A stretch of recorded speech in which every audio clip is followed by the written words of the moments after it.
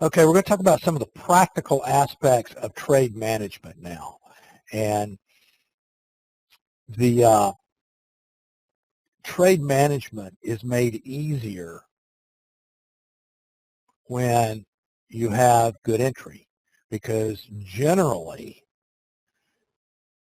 if you're sitting there and you're waiting for the market to set up, as we suggest that you do, you're trading from an extreme, if you get in good trade location, you're either going to be stopped out or the trade's going to begin to work.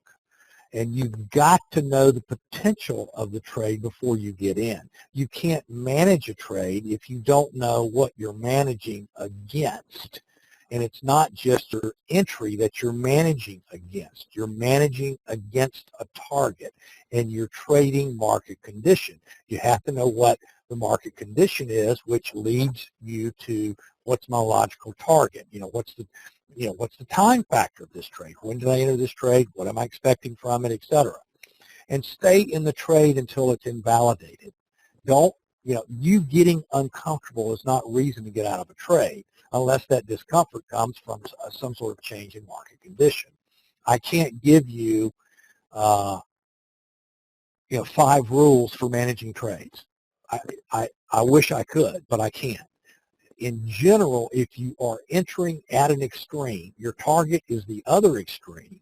And when the market is making good progress toward that target, stay in the trade until the target's reached. Now, and I gave you guys an exercise in an earlier session. So this does not supersede or contradict that, because learning to trade and learning to get comfortable with this methodology is a process, and it's going to take some work and some getting used to. I understand that. So if you get in a trade and something happens and the trade immediately begins to trend favorable to your entry, if you've got a situation where in 3 minutes that thing is 4 or 5 times your risk, tighten your stop on part of your position, or just take a part of your position off. That's okay. And the other things that you use to manage your trades is you use conviction. If I get in a trade, let me just see if I can find an example.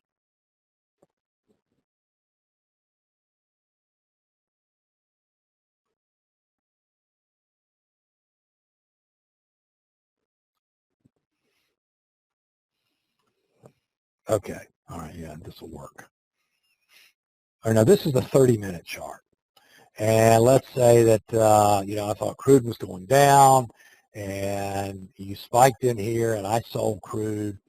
All right, let's do this so I can go down in time frame. I think you can tell. You should be able to visualize already that this is a little volume node here, right?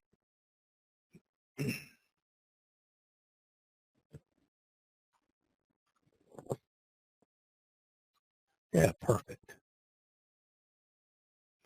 Okay, so let's say I'm day trading crude, and crude comes up in here, and it spikes into conviction. You see this conviction here?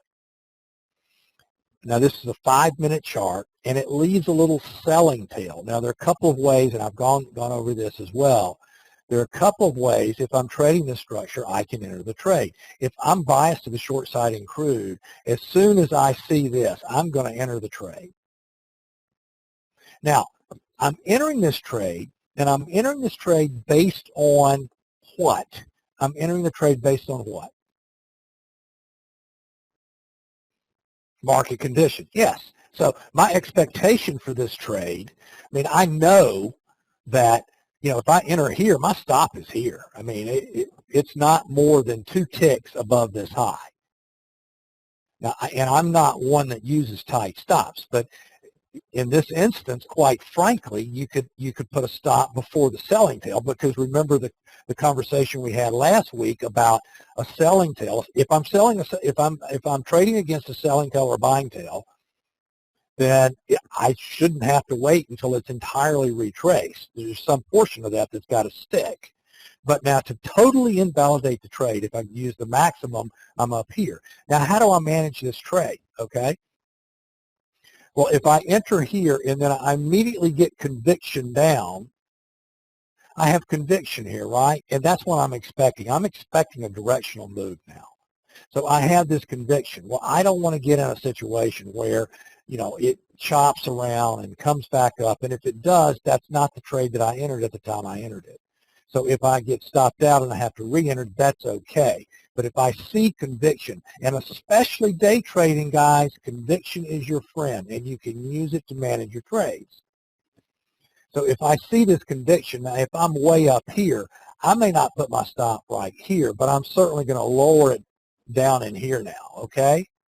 Because I'm trading conviction. And then you continue to see conviction. Now, if I've entered here in crude, and my initial stop was here, why don't we find it? So I entered here, my initial stop. So that's 140 bucks a contract. All right, let's say 150, just round it off. Now, when I get down to about here, you know, I'm starting to have some nice money per contract in the trade, 360 bucks. Well, there is no way I'm going to be willing to give up all of this, but I've got to give the trade room to work. I've got to give the market the opportunity to form these minor balance areas. You know, if I think that I may have caught the high of the day session in crude, well, you know, I could really have a nice trade working here, right? So I'm not going to yet begin trailing a stop too loosely, too tightly, so that I get stopped out as the market forms a balance area, and then I have to go back in, and then you end up in a situation where you end up chasing things and you overtrade, etc. So if I see a situation and I get conviction to the downside, and then I get down in here, and now at this point I've got this spike, it comes up and it retraces, and now I've got I've got over 3-to-1 in the trade. Now, I'm certainly, at this point, I am going to either take a partial profit or I'm going to lower my stop. And I am one who tends to lower the stop. So if I put my stop above this, if I get stopped out on part of my position, I've made better than 3-to-1 my initial risk. That's okay. I can do that. And then, you know, I'm rewarded because the market continues to trade lower and lower and lower. And this, of course, this is the ideal situation. But it also is a situation that's not uncommon for people to get excited. They get in a trade. They have $250 profit here, and they take it. Or they start trailing a stop that's real tight, and you get this, you know, this real sharp, quick excursion that takes this out, and then it falls out of bed again.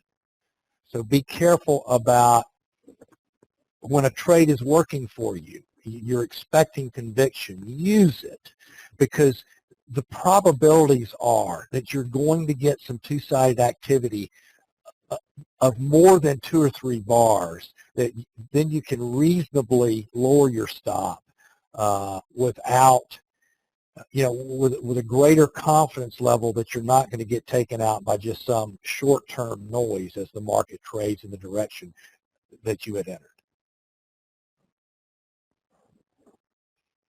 Chris, it's funny, but I see your comment. We're going to talk about that later in the show.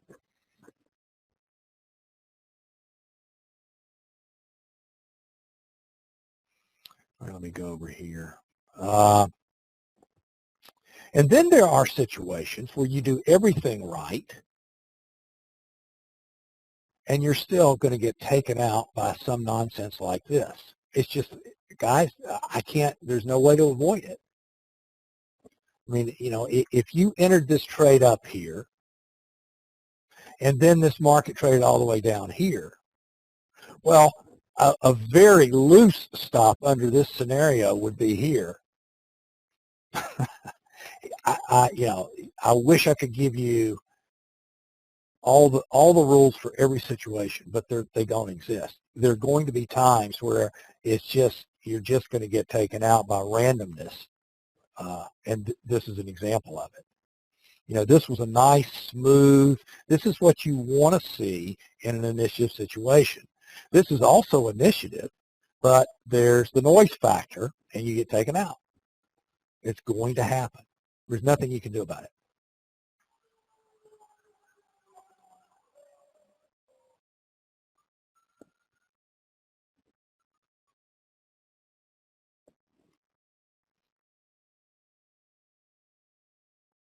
Kim, you say this happened on the crude report. Actually, yes. If this was a crude report, I wouldn't have been in the market. So I wouldn't have gotten stopped out. Yeah, if you're day trading, you really want to know when the reports are, because you have all this noise.